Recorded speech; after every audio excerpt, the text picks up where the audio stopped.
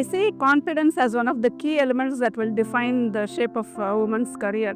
So in my team, it's a blessing that we get to work with a lot of customers real time. So my team and I, everybody in the team is very encouraging of being in front of the customers, talking to them, traveling to different places. Other than that, also it is very important to be able to balance personal life and work life. So we are very accommodative of the need to work from home whenever there is a need. Okay, so there are a lot of personal work that requires time and attention for women, which is a given. We all know that. So we are largely supportive of those kind of needs, and I think it is very important. But women also have to take care that their work is not compromised and they give it their best. So make use of all the leverage all the facilities available to balance personal and work life, like working from home or taking it slow. But at the end of the day, what matters is their heart and soul in both places.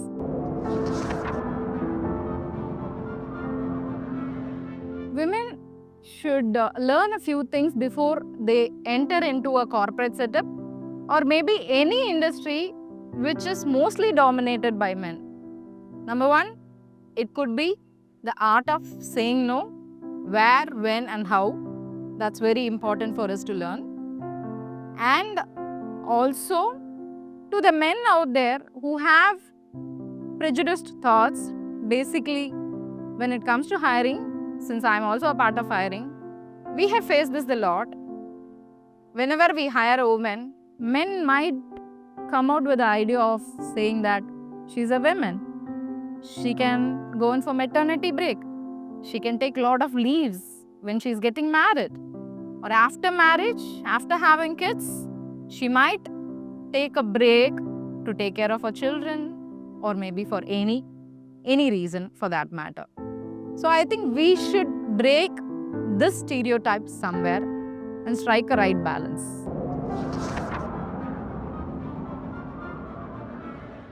At Zoho, thankfully, women are there in the leadership positions thanks to the men around us. We have been, at least in my case, I've been really happy and lucky to have had a manager who wanted women in his team and who wanted women to scale more heights. And being at Zoho schools, we have around 30% girls and the remaining boys. We make sure that we instill the quality of leadership in all the women whom we train. And we could see that the number of women managers at Zoho keeps increasing year by year, thanks to the men around us.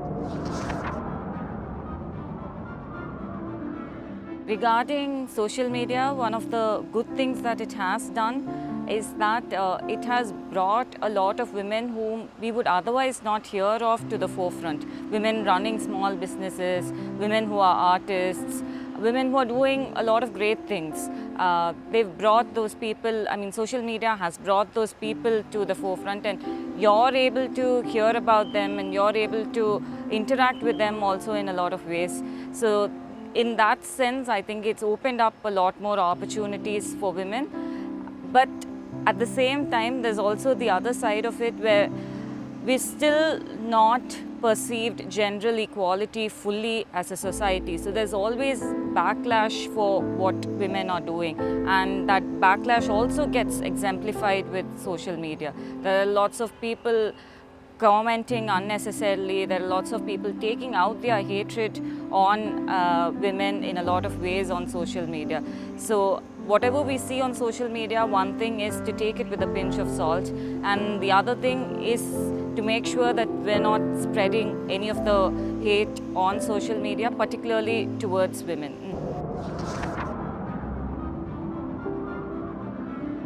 So I would like to talk about three important things.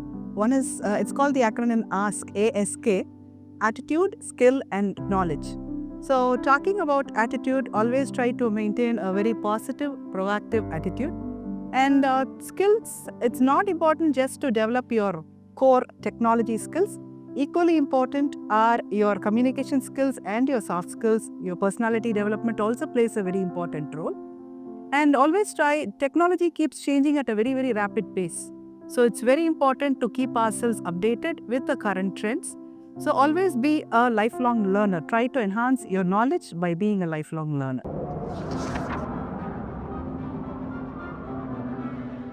I personally see men as allies at workplace, not only at workplace, even in our personal lives.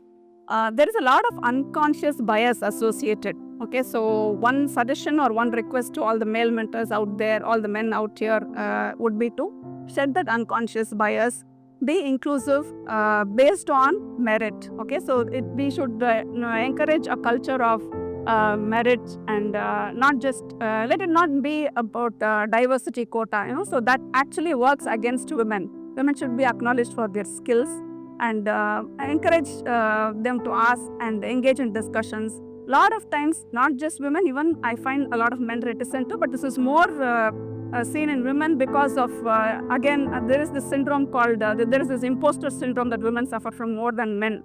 So that can get in the way. So encourage and allow the women to, encourage and let the women to ask questions, participate in discussions, and make sure the opportunities are fairly distributed. So the stereotype which I'd like to break about a women leader. So I hear this often being in HR team, also as a leader, as a manager, I often face this. A women leader is always a strict person. She doesn't understand the generation of women or girls of this particular generation. Or maybe she is not accommodative enough for the male's request and all that. I would exactly like to break this because as someone who has different age groups in my team, I don't find it difficult to move along with my people. So I have people who are 30 plus in my team. I also have people who are 20 plus in my team. I also have people who are as young as 18, 19 years old. So I don't really find it difficult. Vice versa, that is, they also do not find it difficult to work with me, or for that matter, to open up when it comes to personal or professional struggles. So I think this is the stereotype which I would like to break of a women leader.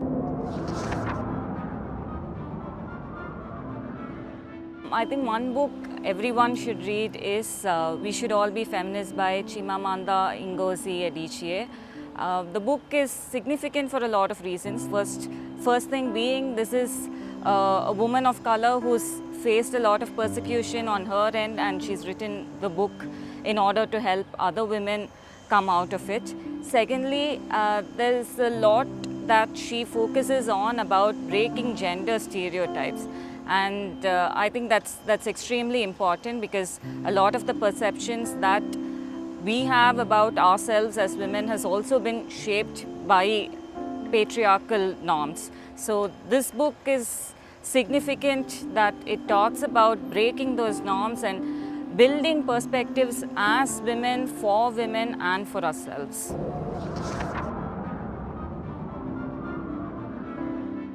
When it comes to barrier for a woman in work, probably some of them, when they come from rural areas to the urban cities, they find it very difficult to adjust to the lifestyle, and they also feel peer pressure from both men and women. So that's an important barrier when I see the Zoho School students whom we recruit from rural areas. As for the married women are concerned, striking a balance between their work and life. So probably they find it really difficult when they are newly married or when they become new moms. It becomes really, very difficult for them to adjust their work-life balance. That's one of the concerns that men also need to understand and support women so that women are better at their workplace. So, being the head of a special program by Zoho for women on a career break, Marubadi, we call it Marubadi, which means to step again. I am very confident and bold enough to say that we have trained more than 60 women to come back to the industry, into the software industry again. So, if they could do it, I'm sure you could also do it. Okay, so never be inhibited by anybody who doesn't look like you, be it human or AI. If you have the will, there's always a way. In terms of future of equality, what I would like to see for women is a lot more acceptance for the work that they are doing, more acceptance for where they come from, more acceptance for the perspectives that they bring, more acceptances for the choices that they make. So in general, I think currently, although we've made great strides and we've made great progress in terms of giving women opportunities, there's still very less acceptance towards what women are accomplishing. There's always some sort of backlash, there's always some sort of judgment involved. I would like to see the future of gender equality to be one without that for women or for anybody for that matter. A happy You Day for all the beautiful women out there. அனைவருக்கும் இனிய மகளிர் தின நல்வாழ்த்துக்கள். நன்றி. She is a fantasy, sha-na-na-na-na.